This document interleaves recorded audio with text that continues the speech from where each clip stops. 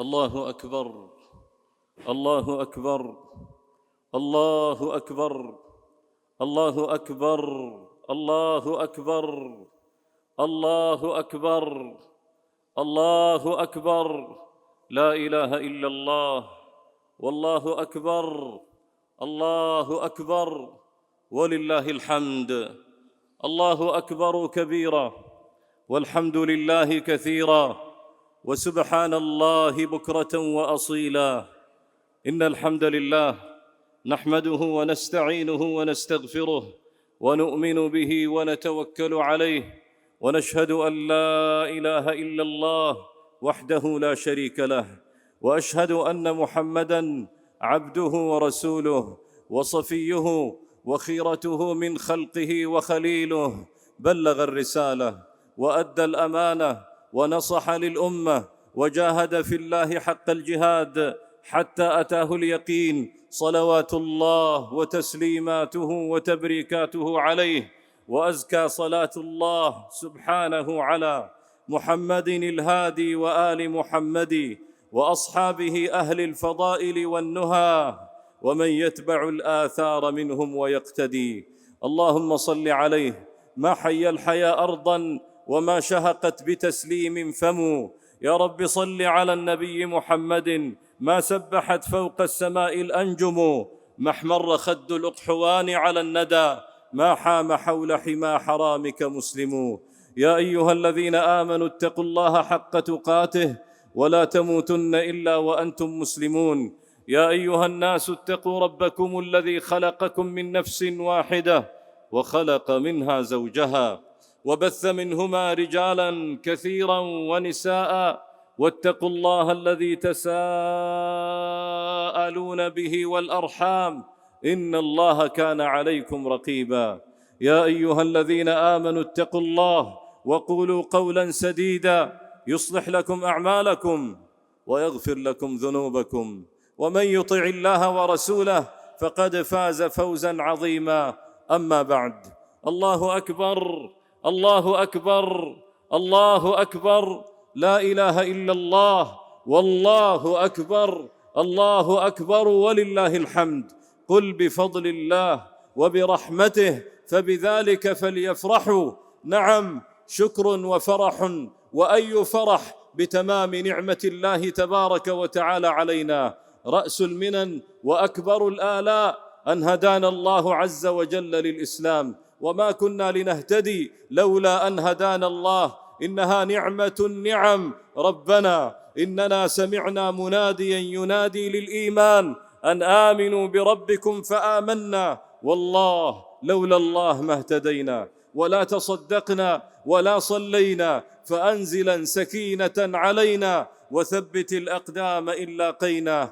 الحمد لله الذي هدانا وقد أضل كثيرا، وما أكثر الناس ولو حرصت بمؤمنين، وإن تطع أكثر من في الأرض يضلوك عن سبيل الله. من بين هذه الجموع الغفيرة اصطفانا الله واختارنا فدلنا عليه وأرشدنا إليه وجعلنا عبادا له، لا نصلي إلا له ولا نوحد إلا إياه ولا نتوجه بالوجوه إلا له سبحانه وتعالى. فالحمد لله الذي هدانا لهذا، وما كنا لنهتدي لولا أن هدانا الله. الله أكبر. الله أكبر. الله أكبر. لا إله إلا الله.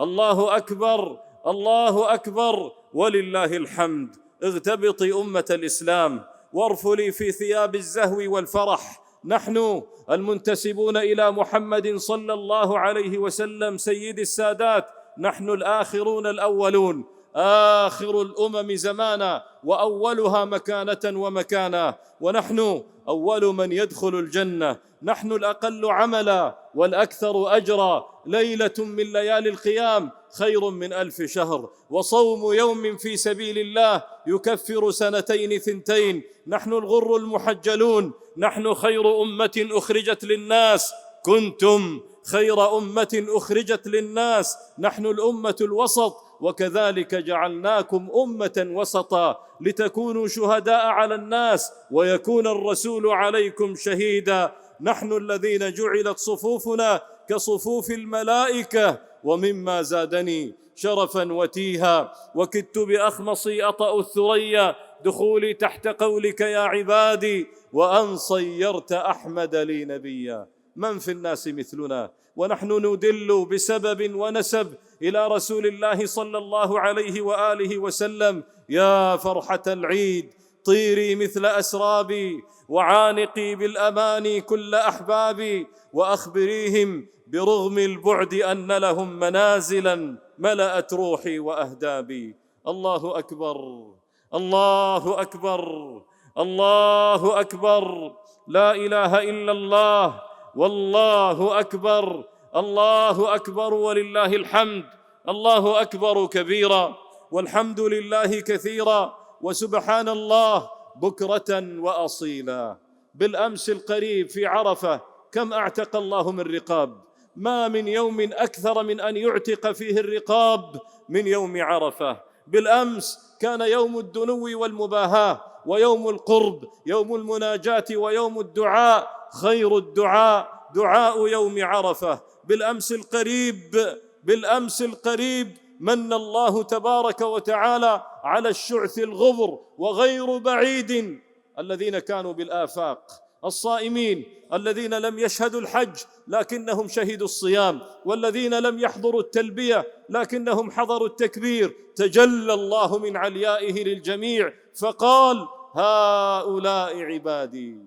يا لشرف النسبة، فكم من عتيق كمل فيه عتقه وآخر يستسعي وربك أكرم. إنه الشكر والغبطة والفرح بما وقع لنا من المغفرة والعتق وإجابة الدعوات وتحقيق الرجاءات. وفوق كل ذلك ومع كل ذلك أتم الله لنا النعمة وأكمل لنا المنة. اليوم أكملت لكم دينكم وأتممت عليكم نعمتي ورضيت لكم الإسلام دينا، فلربنا الحمد أولا وآخرا وظاهرا وباطنا.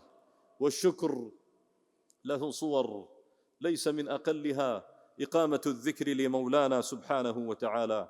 وهل العبادات إلا ذكر؟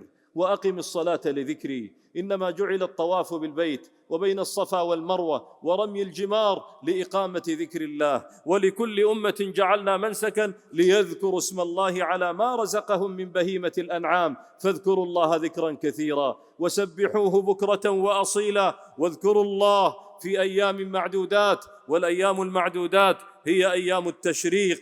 إنه زلزال الذكر الذي ينبغي أن يملأ الأندية والبيوت والفجاج والأقطار بالتهليل والتكبير والحمد والثناء والصلاة على النبي المصطفى. فإذا أفضتم من عرفات فاذكروا الله عند المشعر الحرام، واذكروه كما هداكم.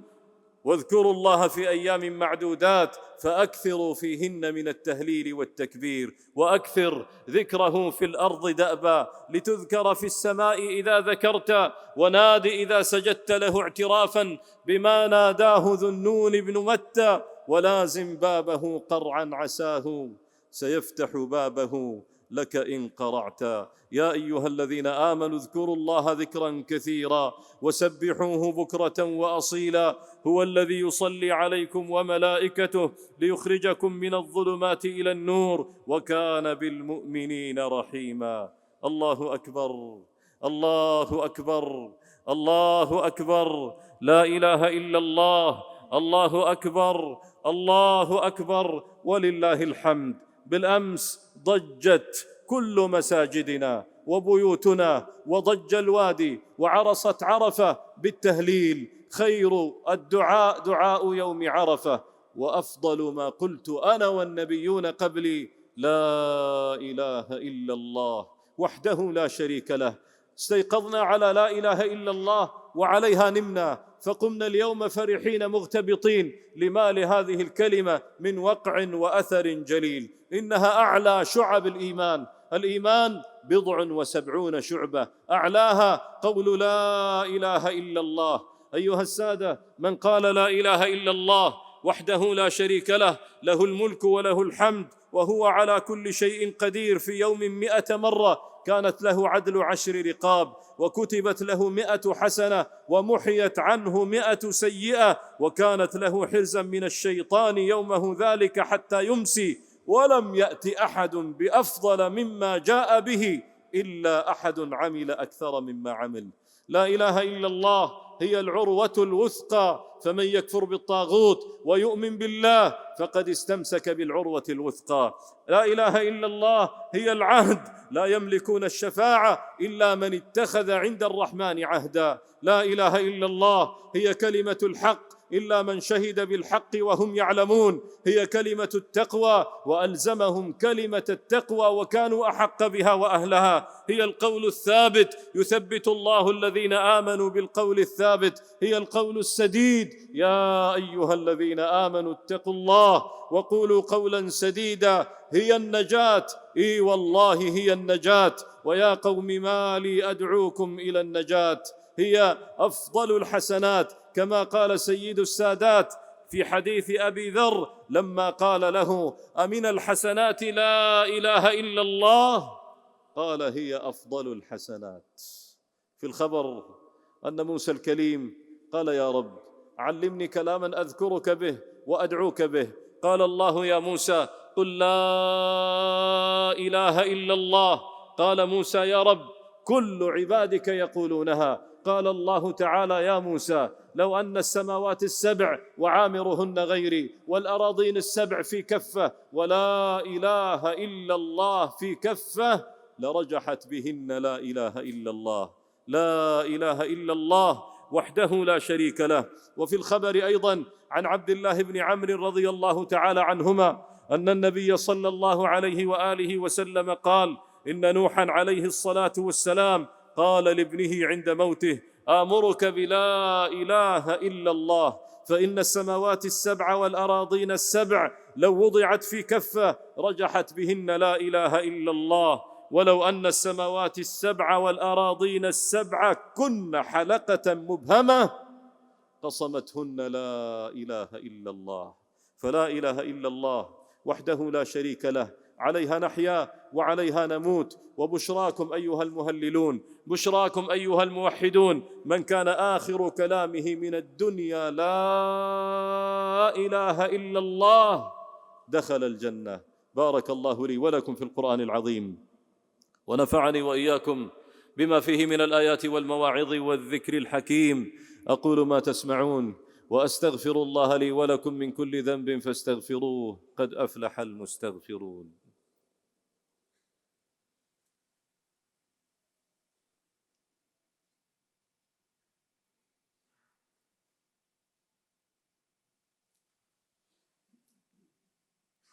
الله أكبر، الله أكبر، الله أكبر، لا إله إلا الله، الله أكبر، الله أكبر، ولله الحمد. الحمد لله على إنعامه، والشكر له على تفضله وامتنانه، ولا إله إلا الله تعظيما لشانه. وصلى الله وسلم وبارك على خير خلقه محمد وعلى آله وصحابته وإخوانه. أما بعد، يشرع في هذا اليوم، ويجب في أصح قولي أهل العلم، يشرع في هذا اليوم الأضحية والنسك. وللنسك قصة طويلة عريضة أبطالها إبراهيم الخليل عليه وعلى نبينا الصلاة والسلام. نعم، إبراهيم الذي كان في حد ذاته موضوعا كاملا ورواية مكتملة. إنه ما قام بدين الله كله إلا إبراهيم. قدم جسمه للنيران وطعامه للضيفان، وقدم وولده للقربان. واذكر في الكتاب إبراهيم إنه كان صديقا نبيا. أبطال هذه القصة إبراهيم الخليل وهاجر التي لا يزال الوادي يتضوع من طيب كلامها حين قالت: إذا لا يضيعنا الله. وإسماعيل نعم الأب لنعم الأبوين. واذكر في الكتاب إسماعيل إنه كان صادق الوعد وكان رسولا نبيا. هذه القصة حبكتها المدية الحادة والموت الأحمر، فلما أسلما وتله للجبين حين يتجرد الأب من داعي الأبوة تلبية لنداء الربوبية في صورة عملية لقولنا: لبيك اللهم لبيك. نسينا في ودادك كل غال، فأنت اليوم أعظم ما لدينا، نلام على محبتكم ويكفي لنا شرف نلام وما علينا. وخاتمة هذه القصة: وفديناه بذبح عظيم وتركنا عليه في الآخرين. فصار النسك واجبا على المسلمين، وأصبح أول أعمال يوم النحر بعد صلاة العيد. وصدق الله: وتركنا عليه في الآخرين. فصل لربك وانحر. على أهل كل بيت أضحية، من وجد سعة ولم يضحي فلا يقربن مصلانا. هذه الأضحية تذبح من بهيمة الأنعام، ولكل أمة جعلنا منسكا ليذكروا اسم الله على ما رزقهم من بهيمة الأنعام. وهذه الأضحية لا بد أن تكون من طيب المال، لا تجزئ العوراء البين عورها، ولا المريضة، ولا العرجاء، ولا العجفاء، ولا الكسيرة، وإنما النقية السليمة. لن ينال الله لحومها ولا دماؤها، ولكن يناله التقوى منكم. الله أكبر، الله أكبر، الله أكبر، لا إله إلا الله. الله أكبر، الله أكبر، ولله الحمد. الله أكبر كبيرا. يوشك أن تردد تكبيرات العيد في عرصة المسجد الأقصى، وقد طهره الله تبارك وتعالى من رجس يهود. يوشك أن نلبس البياض وأن نحتف بالمسجد الأقصى مهللين ومكبرين. الله أكبر. يوشك أن تضج مساجد الخرطوم ومدني وكسلا وبرسودان بالتكبيرات دون مكدرات. وغدا، نعم غدا، ستشرق شمس السنة من جديد على صنعاء اليمن لتزيل القتام وتدحر الظلام، ويكبر عباد الله تبارك وتعالى آمنين على أنفسهم وعلى ممتلكاتهم وعلى حرماتهم. فالله أكبر، الله أكبر، الله أكبر، لا إله إلا الله، والله أكبر، الله أكبر، ولله الحمد. إنهم يرونه بعيدا ونراه قريبا. ألم يكبر عباد الله آمنين مطمئنين في مساجد دمشق وحماه وحمص بعد أن زال القتام واندحر الظلام، وكتب الله تبارك وتعالى الفتح المبين لعباده، ليتنفس الناس الصعداء من جديد بعد 5 عقود من الرهق والآصار والأغلال التي فرضها عليهم آل الجحش، وإن شئت فقل آل الأسد. الله أكبر، الله أكبر، الله أكبر، لا إله إلا الله، والله أكبر، الله أكبر، ولله الحمد. مهلا أيها السادة، العشر لم تنتهي، لقد بقي فيها بقية، لا يزال فضلها يهمي، ولا يزال غيثها بالوابل الصيب يرمي. اليوم هو خير أيام الله تبارك وتعالى. إن أعظم الأيام عند الله تبارك وتعالى يوم النحر، ثم يوم القر. إنه يوم الحج الأكبر، وهو عيدنا معاشر أهل الإسلام. عرفة والنحر وأيام التشريق عيدنا معاشر أهل الإسلام. فتعبدوا لله تبارك وتعالى، وهللوا وكبروا واذكروا. وينبغي لنا أن نعبد الله تبارك وتعالى بالفرح كما نعبده سبحانه وتعالى بالترح، وأن نعبد الله تبارك وتعالى بالابتسام كما نعبده بالدموع. أهنئكم بالعيد، والشوق أكبر، فما العيد أثواب ولبس ومظهر، مشاعركم أنقى له من ثيابه، وأعذب من برد الشراب وأطهر. وأجمل ما في العيد أن الذي قضى بأفراحه من قال حجوا وكبروا. وأجمل ما في العيد أن الذي قضى بأفراحه من قال صوموا وكبروا. اللهم تقبل منا إنك أنت السميع العليم، وتب علينا إنك أنت التواب الرحيم. اللهم إنا استودعناك أدعية عرفة ومناجاة عرفة، اللهم فاكتب لها القبول واجعلها في مسمع الإجابة. تقبل من الحجيج حجهم واشكر سعيهم، اللهم لا تردهم إلا بذنب مغفور وأجر مبرور ونفقة مخلفة. اللهم أمنهم، اللهم احفظهم، اللهم اكلأهم، اللهم احرسهم، اللهم أرسل عليهم نسائم باردة في صيف جونا الحار، اللهم أرسل عليهم نسائم باردة وغيثا يهمي عليهم. تقبل منهم إنك أنت السميع العليم، واقبل منا صيامنا، واقبل منا دعاءنا، وأجب ضراعاتنا، وأقر أعيننا بنصرة الإسلام والمسلمين. اللهم اجعل للمسلمين في المشارق والمغارب فرجا عاجلا ومخرجا قريبا. اللهم إنا نسألك باسمك الأعظم ووجهك الأكرم، وأنت الحي الذي لا يموت والقيوم الذي لا ينام، أقرب قريب وأسمع سميع. اللهم إنا نسألك أن ترفع القهر والظلم والذل عن إخواننا في غزة. فرج يا رب همهم ونفس كربهم وأقل عثرتهم وانشر أمنهم. اللهم كن لهم وليا وكن بهم حفيا. اللهم لا تجعل للكافرين على المؤمنين سبيلا. اللهم فرج عن إخواننا في السودان وفي اليمن وفي العراق وفي بلاد الأفغان. اللهم فرج عن المسلمين الإيغور في الصين وعن الروهينجا. اللهم فرج عن المسلمين في الباكستان، ولا تجعل للكافرين على المؤمنين سبيلا. إلهنا أبرم لأمة الإسلام أمر رشد، يعز فيه أهل الطاعة ويتاب فيه على أهل المعصية، يؤمر فيه بالمعروف